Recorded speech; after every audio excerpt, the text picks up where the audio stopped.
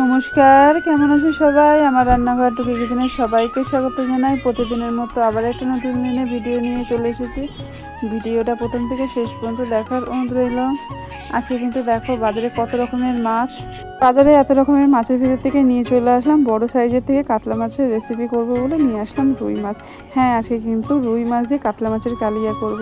ভিডিওটা প্রথম থেকে শেষ পর্যন্ত যেহেতু মাছটা এখানে অনেক বড় সাইজ, তা কালিয়া করলে কিন্তু ভালোই লাগবে। দেখো কোনো অংশে কিন্তু বোঝা যাচ্ছে না যে এটা রুই মাছ। তো দেখো এখানে কিন্তু আমি লবণ হলুদ আর একটু লঙ্কার গুঁড়ি দিয়ে মাছটা মাখিয়ে নিয়েছি। তারপর এখানে একটা মশলা করে নেবো। মশলা বলতে এখানে একটু পেঁয়াজ কুচি রয়েছে, আদা লঙ্কা সঙ্গে একটু সর্ষে দিয়ে বেটে নেবো। মাছগুলো এখানে ভেজে নিচ্ছে। বন্ধুরা, যারা আমার পরিবারের নতুন সদস্য তাদেরকে বলবো যে একটু পেজটা ফলো করে দিও, আর যারা ইউটিউব থেকে দেখছো নতুন সদস্য তারা একটু ইউটিউব চ্যানেলটা সাবস্ক্রাইব করে দিও।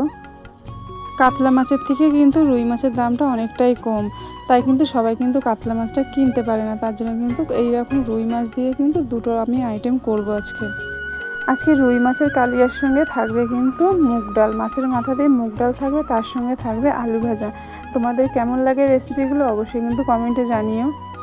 কড়াইতে ফোড়ন দিয়ে দিয়েছিলাম জিরে, তেজপাতা, শুকনো লঙ্কা, সঙ্গে পেঁয়াজ কুচি দিয়ে ভালো করে নাড়াচাড়া করে টমেটো দিয়েছি। টমেটো কুচি দিয়ে একটু লবণ দিয়ে ভালো করে কষিয়ে নিয়েছি। যে মশলাটা ছিল সেই মশলাটা দিয়ে ভালো করে কষিয়ে নিলাম।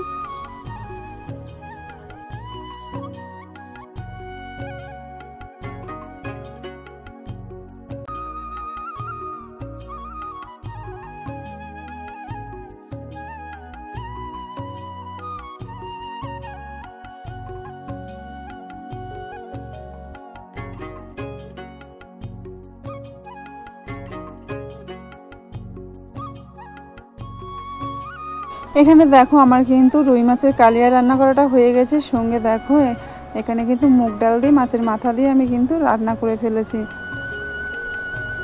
তার সঙ্গে রয়েছে আলু ভাজা। ভিডিওটা কেমন হয়েছে অবশ্যই কমেন্টে জানিও। সুস্থ থেকো, ভালো থেকো।